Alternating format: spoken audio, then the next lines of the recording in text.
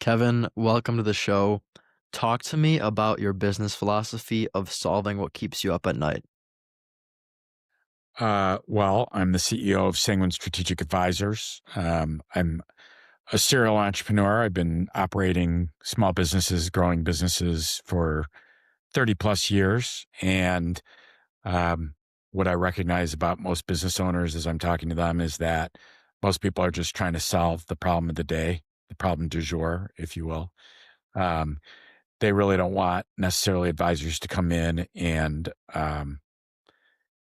steer the Titanic, so to speak, right? They just want to solve the problem that's keeping them up at night most efficiently. And so, my approach is really just trying to identify what the most efficient solution is, the shortest line between problem and solution is, so that I can help them fix their problems immediately and sleep better at night. Sure, I totally understand. When I first hear that, Kevin, I think from the perspective of, I don't have a business myself, but I've heard from a lot of people I've spoken to how there is that kind of immense pressure always kind of weighing down on you when you're in business. And also the thing that you don't want to do, but you know you have to do kind of keeps you up at night. It's in the back of your head.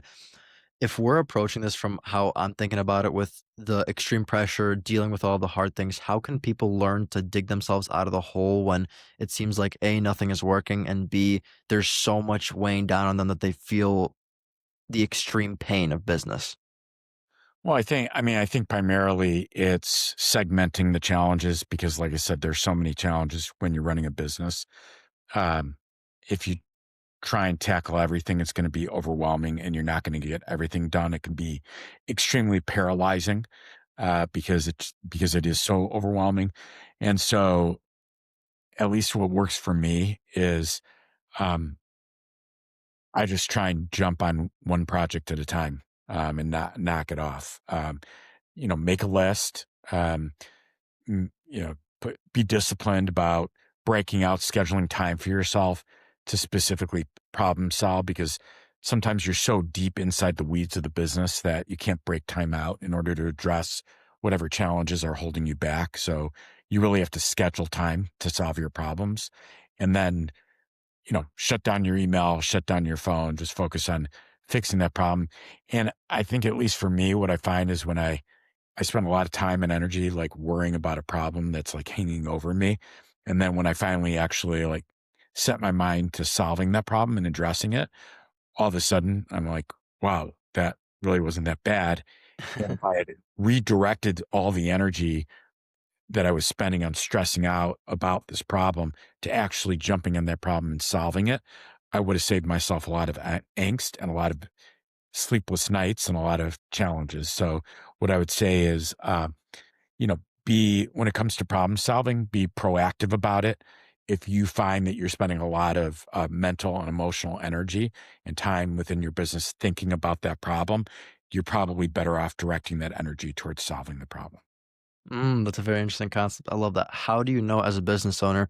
I have one of my friends. He's the president of an IT company, and he mentioned how he's always putting out fires. Right, that was the term that he used. I'm sure you can relate to that. How do you know which fires to put out? How do you know which problems to prioritize? Well, I would say that for most businesses, finance should be at the center of your business. So the problems that are affecting your P&L are going to be the ones that Interesting. prioritize. And really, when I run my businesses, I really focus on uh, the P&L, what is affecting, negatively impacting top line revenue growth, or what has the most positive impact on top line revenue growth, and what are the items that are impacting profitability both negatively and positively. I think that can go a long way towards directing your attention. Um, People are often gravitate in their business to the things that they enjoy doing the most, right? Now, those Yes. may not necessarily be the ones that make you the most profitable. And so I think that if finance is always at the center of your business and it drives your behaviors, you're going to tend to be a lot more disciplined about which problems you address and which problems you kind of push to the side a little bit because they're just not meaningfully impacting the business. Totally. For those that might not have read the description of the show notes, talk to us a little bit about your company and what you do. Yeah. So we are a cost free advisory service for small businesses. So we spent a lot of time talking to small business owners and identifying what is the problem of the day? Like, what are they trying to solve for? What's keeping them up at night? And then when they tell us, rather than us executing that solution for them, which we can't be experts at everything, what we do is we've got a bench of curated solution providers that we've identified over the last 30 years of operating our own businesses.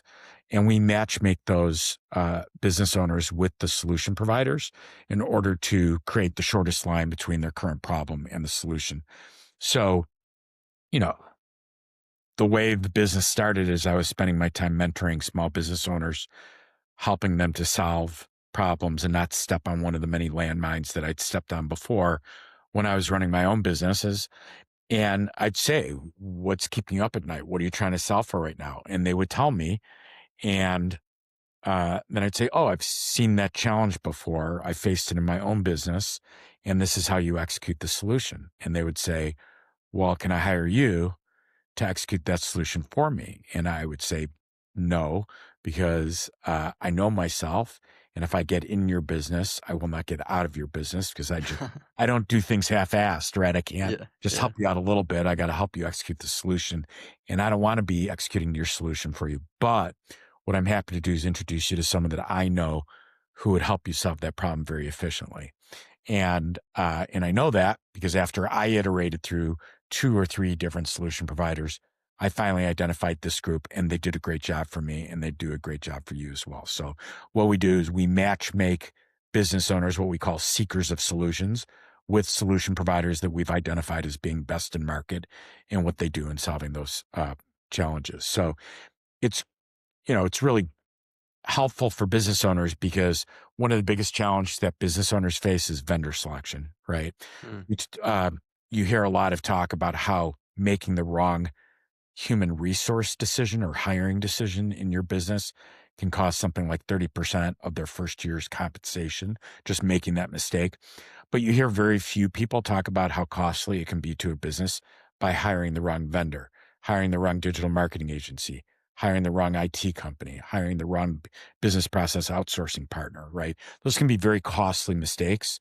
Not only is it their cost of the lost, the business opportunity, but also unwinding vendor relationships and going back out to market to find new vendors is very, very expensive and challenging. And it's an iterative process. So, our goal is really just to take the guessing game out of vendor selection. yeah, Kevin, that's super interesting. I love how you mentioned that you kind of are like the matchmakers between the two. Something that I found very interesting when I was, researching your company, researching more into you was I guess it was this like thought that I had that your business in a way is kind of like you making connections with people. And something that I think I've heard a lot of people talk about on my show, I think I've done as well before, is people have the, I guess, notion that when you make a connection, it's kind of out more of goodwill, right? So would you say that for your, I guess, business operations, you in a way are helping businesses save money by paying you money so they don't have to spend the money themselves to like find those people and make those mistakes? Well, actually, it's even better than that because our services at Sanguine for small business owners are cost free. So the business owners that we're providing the advisory services to, it costs us nothing. It costs the business owner nothing. What we're doing is we're trying to match make them with the solution provider that is most likely to help them solve their problem cost effectively, efficiently, quickly, so that the business owner doesn't have to continue to suffer. Our services actually get subsidized by the solution providers. So those solution providers actually pay us a percentage of the revenue that they derive from the business owners that we're introducing to them. The reason that we set up our business this way is because I realized that as a business owner trying to solve the problem, if you hire a consultant or an advisor to come in and solve the problem, not only do you have to generate an ROI on whatever the solution is, but now you got to figure out how to generate an ROI on the advisory services, right? So now if I Mm, very charge interesting. $5,000 to provide advisory services and it's going to cost them $2,000 a month for the solution, now they have to figure out how to get a return on that 7,000 instead of just the 2,000 for the solution, right? So that way I can identify what their challenge is. I can figure out, based on my experience, which one of the solution providers is going to be the most pointed solution and help them solve that problem most efficiently, most cost effectively. I don't have to invest a ton of time in actually delivering a service. My service is creating more efficiency around finding the right vendor for them. So I can, maybe get $200 or $300 from the solution provider rather than $5,000 from the small business owner. So that's a big part of our business. And then, in our DNA is really all about creating partnerships. And I think in our current economy, businesses are relying more and more on partnerships as a critical part of growing their businesses. Paid search like Google pay-per-click, local service ads, it's becoming more and more saturated, more and more competitive. The cost of acquisition for customers is going up and up. So where are people looking to, or where are small businesses looking to acquire customers? Well, the best way to acquire a customer is what? Getting a referral from someone, because an endorsed referral is going to convert at 3 times the rate of business that you're getting through paid search. So a lead generated through search might convert at 10%. A lead that's coming through a referral is going to convert at 30 to 40%. So where are you better off getting your business? Referrals, or you get better off getting it from paid search? The problem is for most small businesses, they don't really have a system to manage their referrals. They don't have internal know-how on how to build and operate a referral program. So we run Sanguine Strategic Advisors. We have an innovation arm called Sanguine Technology Solutions, which owns a platform called Introzy. It's INTROZY. And what we do, it's a partnership relationship management platform. And That's basically, so it's a cool. full technology solution, a partner operating system, if you will, which allows small businesses to really operate any type of referral-based program, whether it's a referral program, channel partner program, reseller program, integration partner program, affinity partner program, all types of referral-based programs that allow a small business to manage the full life cycle from introduction to deal tracking to commission payment. So, Wow, Kevin, that is absolutely crazy. That is so, so cool. Talk to me about how scaling is like for this company, because you mentioned that, okay, if somebody pays, we'll say like $5,000 for something, obviously I don't know the exact numbers, but you said, okay, maybe you will get like $200, $300 on it. You have done very well for yourself as a company. So how does scaling look for your company? well, put it this way, what I'm doing on a day to day and where the company is doing is not unique. Every single day, one business owner is calling another business owner and saying, "Hey, I've got this challenge in my business. Do you know anyone? Have you used anyone who can help me with with the problem that I'm facing?" That conversation is going to happen a million times today. Like what I was doing, my advisory services are not unique. This We live in a referral based economy or a referral based ecosystem. Each one of us really owns our own marketplace. The difference between what we're doing and what other people are doing who are connectors within their own network is Sanguine has simply identified a methodology to monetize by extending our network to third parties so that they can solve their problems more efficiently. And Introzy as a platform is designed to allow anyone who's making connections to establish remunerative agreements with solution providers where they can get paid for making introductions and extending goodwill. We live in a society that I think many of us have been brainwashed to believe that if somehow we receive any type of compensation for extending our personal and professional network, we couldn't possibly at the same time be extending goodwill. It's as Yes. if we're receiving money, we couldn't be extending goodwill. Like those premises are mutually exclusive. But, what we're trying to do is help people to understand that it's actually the remuneration for extending your network that provides the incentive to do more extending of goodwill, right? So Mhm. I'm not making introductions to make money. I'm making introductions to help people solve their challenges as efficiently as possible. The money that I'm making is a byproduct of the good work that I'm doing in extending goodwill, and also provides an incentive so that I can actually spend my time doing more of it. And that in the reality is that if everybody in this world had a financial incentive to spread more goodwill, we'd probably have a lot more goodwill in this world than we do. That's a very interesting premise. Yeah, that was kind of what I was getting at in the beginning. It's so interesting that people you're totally right. People do have this interpretation of, okay, if you're getting money for this thing, it can't be a good thing. It's got to be unethical, etc. I love this so much. This is such There's an like interesting topic.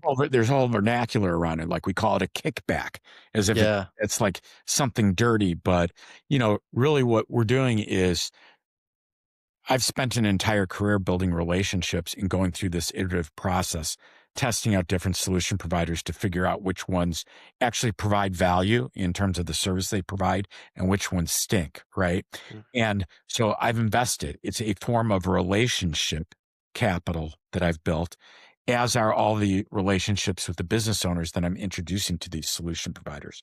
So when I'm making an introduction between a business owner and that solution provider, I think of it less like a referral fee and more like a royalty. It's almost like I'm licensing the relationship that I've built with that business owner to that solution provider so that that solution provider can provide the solution and monetize on the relationship. Otherwise, if I wasn't getting paid, it kind of like being like I have a piece of software and every single person that I met, I would say to them, here, take a fully paid, perpetual, non exclusive, fully transferable license to my piece of software. Everybody would look at me and they'd say, Kevin, you're crazy. You should be charging a licensing fee or a royalty. But that's exactly what's happening in the world every single day when you get a phone call from a business owner and he says, Elon, do you know someone who can help me with that problem? And you make the introduction, you've basically given away that relationship capital that caused that person to reach out to you to ask for a recommendation. You've given it away for free. And all I'm suggesting is that there's nothing wrong with getting compensated for extending your network. You're providing value, you're providing goodwill. You're not asking the business owner that's coming to you asking for the help for any money. You're asking for the solution provider to pay you a small percentage of your revenue. And the reality is that business is really good for the solution provider because it's referral based business that's going to close at 30 or 40%. You're literally doing a job of matchmaking the two together and just taking a little piece of compensation for the service that you're providing to both parties. Totally. And also to that extent, Kevin, I think like I'm a broke college kid, so I can't attest to this. But I'm saying if I was somebody who is, let's say, extremely serious about podcasting, right? And I was like, listen, I really want somebody who can help me with this podcasting. And they've done the thing. And I'm like, Kevin, do you know anybody? And you recommend me somebody. It's like, yeah, I would want you to get some money from that. You know what I mean? It's like, hey, this person's gonna help me. And Kevin was the one that like he made the mistake to begin with. It's ironic because like a lot of people will say how they make mistakes in business and they capitalize on it. It's like, hey, I remember I made this mistake a year ago. I'm not going to make it again. And because I don't make the same mistake again, I made $5,000, right? In the same way, you made the mistakes in the past. And now you're saying, hey, listen, I've gone with the wrong provider for marketing team. I've gone with the wrong person here. Let me help you with this. And in a way, it is building goodwill, right? Yep. Even the best of us who, you know, have been running businesses for years, we still make mistakes in choosing solution providers. Like, I don't believe there's Yeah, one totally. person that's running a business that's watching your webcast right now that can honestly say that they haven't made mistakes or and don't make mistakes in selecting the right vendors. So if you have a party that you trust to make an honest recommendation to you, and they've already gone through that iterative process of choosing the right vendor for whatever the problem du jour is, why wouldn't you use their services, Totally. especially when they're free, right? And then obviously, with Introsi, we've got a platform that allows you as a company, if you want a partner program and you want to generate referrals. So now what I want to do is I want to create an entire ecosystem of individuals who have got audiences of businesses that might be interested in my service, right? Now we give you a partner operating system that allows you to generate referrals that close at 30 or 40% because they're from endorsed individuals in their network, right? So, um, this is our DNA. Our Sanguine Strategic Advisors, we're a business that's built on um, receiving referrals from what we call connectors or channel partners that have audiences of business owners that need solutions, right? And we pay those channel partners a percentage of the revenue that we receive from our solution providers. We also have an affinity marketplace of hundreds of solution providers that we've identified as being best in market, a curated marketplace. So we've got an affinity marketplace, we've got a channel partner program. We're the marketplace owner in the middle, and we're just connecting people. And now we've created a technology platform that literally allows anybody who wants to replicate exactly what we're doing, either as part of their business, having a partner operating system, or as a standalone business where you're a power connector and you literally just want to leverage your connections to build a self-standing standalone business that allows you to make connections and make money as a result of extending goodwill. Totally. Something you said, Kevin, that I thought was interesting was you made the distinction that you're the person who's making money off of kind of the company who's providing the services. It's not like you're going to the businesses and asking for the money up front. So about a month ago, I actually published a book, and I was like looking out for resources, and some people were telling me if you're going to go with like an agent to help you write stuff or whatever it was, right? They said never pay anything up front. That's kind of shady. It's like you should only pay for the results that you get. So I'm kind of thinking of your company, Kevin, in a similar light where it's like I think there could be a point made where it could be unethical if you were like, "Hey, listen to the business, no guaranteed results. Give me $1,000 right now, and maybe I'll help you out." But you're profiting off of the company who's like everybody's happy. This is it's a good deal for everybody. It's just like Right. Someone, it's just interesting. the seeker, the business owner is raising a hand saying, I've got a problem, right? And the solution provider's problem is customer acquisition, right? Yeah, And we're matchmaking. We probably have 8 different digital marketing agencies. So we're not just blindly making introduction. We're finding out what is the budget of the seeker? What is the size of the organization? What types of services are they looking for? What are they trying to accomplish? What are their business goals? What's their budget? And then we're matchmaking them with the solution provider that we've identified is the best match for them. So we're increasing the chances that there's going to be success. And remember, there's lots of introductions that we make that don't necessarily end up turning into business relationships. All we're trying to do is increase the odds that that business owner is going to find the right solution provider on their first try. It doesn't mean that the business owner is ready to make a buying decision or not. We make lots of introductions. And they say, I'm not ready to engage in I like you, but I'm not going to, I'm not ready to spend money on your services. So we make a lot of introductions where we don't make money, but generally if you're just a power connector and you're looking to monetize on doing what you're doing already, which is connecting people within your network, here's the cohort. You make 3 introductions a day between a business owner and solution provider. One of those 3 is going to turn into a revenue generating relationship because you're making connection based on someone said, I need this particular solution. And you're introducing them to a solution provider that you've identified as being best to market at what they do. So 3 to 4 of those are going to convert into a business relationship. Call it a third. That one relationship is going to generate probably about $150 a month in recurring commission revenue. Doesn't sound like a lot of money, but that means today, if I do that, I got an $1,800 raise today annually, right? And if I do that today and every day this week, that means that this week I got an annual raise of $9,000. And if I do it every day this month, I'm going to get a $40,000 raise this month. wow, If I do it every day for a year, I'm going to have $500,000, right? And if you look, and we have the cohorts to show that that is the reality. People who make a business out of connecting other people and saving them the trouble of vendor selection, you can be in a 3-year period, you can be growing a business that's generating $1 million to $1.5 million. And it's all cash flow, right? Because your service is making the connections. There's not inventory, there's not overhead, there's not tons of employees that are needed in order to run a business that is about making connections and saving people that painful, frustrating, time consuming, exhaustive, iterative process of choosing the right vendors. sure. Kevin, where can people find you at? You're awesome.